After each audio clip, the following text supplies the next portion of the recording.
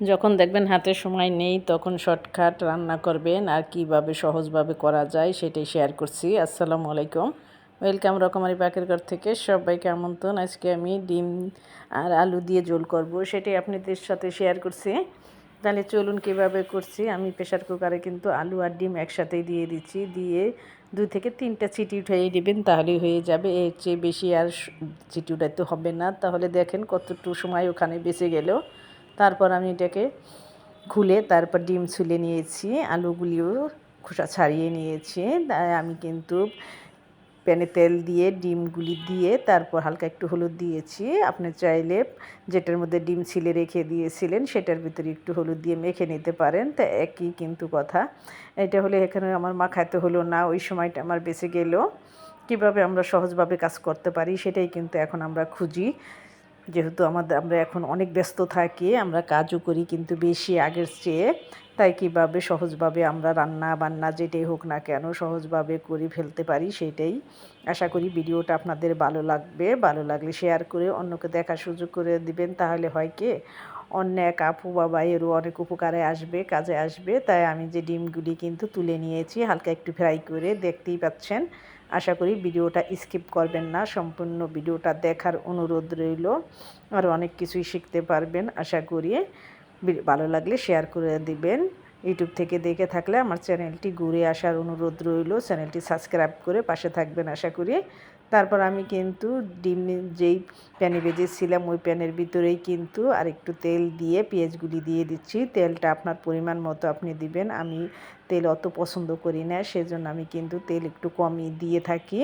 অনেকে এই ডিমটা বোনা করেন একদম কিন্তু মাংসর মতো উপরে তেল উঠে থাকেন, ওরকম হয়। তবে আপনি যদি দিতে চান আপনি দিয়ে নিতে পারেন। আর যখন পেঁয়াজটা ভেজে নেবেন তখন কিন্তু তেল একটু কমই দেখা যায়। ভাজা হয়ে গেলে কিন্তু যখন জল দিবেন তখন কিন্তু উপরে তেল চলে আসে, কারণ পেঁয়াজগুলির ভিতরে তেল কিন্তু চলে যায়। তাই সেজন্য তেল দেখা যায় না। তাই যে হালকা একটু ভেজে নেওয়ার পর 1 চা চামচ আদা রসুন বাটা দিয়ে দিচ্ছি। ওটা দিয়ে আমি একটু নেড়ে নিলাম যাতে আদা রসুনের গন্ধটা চলে যায়।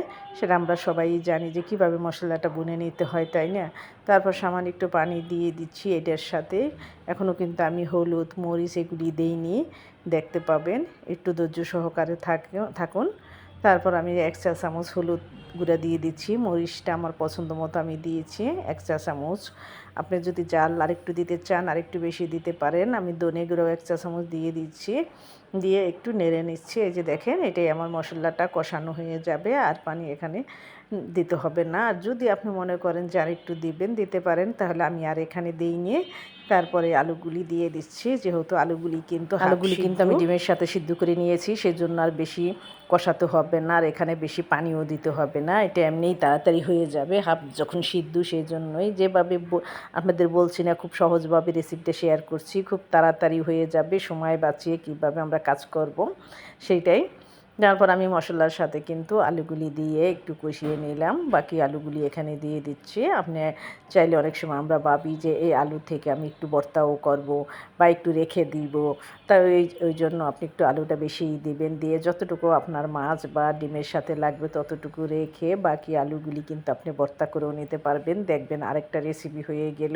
আর আমাদের নিত্যদিনের কিন্তু একটা ভর্তা বা একটা ভাজি, ডাল, মাছ বা একটা মাংস বা ডিম, যে কোনো একটা ভালো খাবার সাথে এই দুইটা থাকতেই হয়।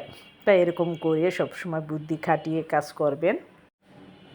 তারপর অত কষাতে হবে না, বেশি না কষিয়েই আপনার ডিমও আমি কিন্তু এর সাথে যে দিয়ে দিচ্ছি, ডিমটা দিয়েও ভালো করে একটু নেড়ে তারপর যতটুকু পানি দেওয়ার প্রয়োজন মনে করেন অতটুকু পানি আপনি এখানে দিয়ে দিবেন।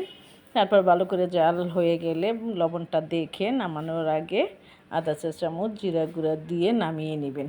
গুলি দিয়ে তারপরে এর সাথে কিন্তু আমি আবারও ভালো করে একটু নেড়ে নিচ্ছি। আপনারা দেখতেই পাচ্ছেন। আশা করি আপনাদের ভালো লাগবে। ভালো লাগলে আমার সাথেই থাকবেন। আপনারা যদি সাথে না থাকেন তাহলে তো আমি এই পর্যন্ত আসতে পারতাম না। সবই আপনাদের ভালোবাসার দান। আপনাদের জন্য মন থেকে অনেক অনেক দোয়া ও ভালোবাসা রইল। যে যেখান থেকে ভিডিওটা দেখছেন ভালো থাকবেন, সুস্থ থাকবেন।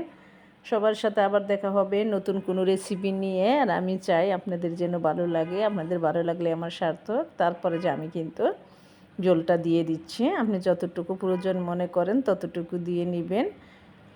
আমি এতটুকু রাখবো, সেজন্য আমি আরও আধা কাপের মতো দিয়ে দিচ্ছি। এবারে এটাকে হওয়ার পাল্লা, হয়ে গেলে নামানোর আগে লবণটা অবশ্যই চেক করবেন। আর আধা চা চামচ জিরা গুঁড়া দিয়ে নেবেন। যদি জিরা গুঁড়া পছন্দ না করেন স্কিপ করে যাবেন, কোনো অসুবিধা নেই।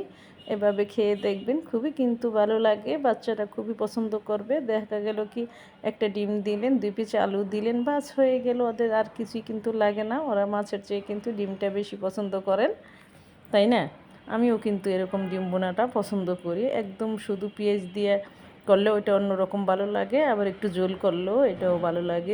দুইভাবেই খেয়ে থাকি, যেটা যখন মনে চায় সেইটাই। এই যে দেখেন, এখন ছেলে তুলে নিচ্ছে।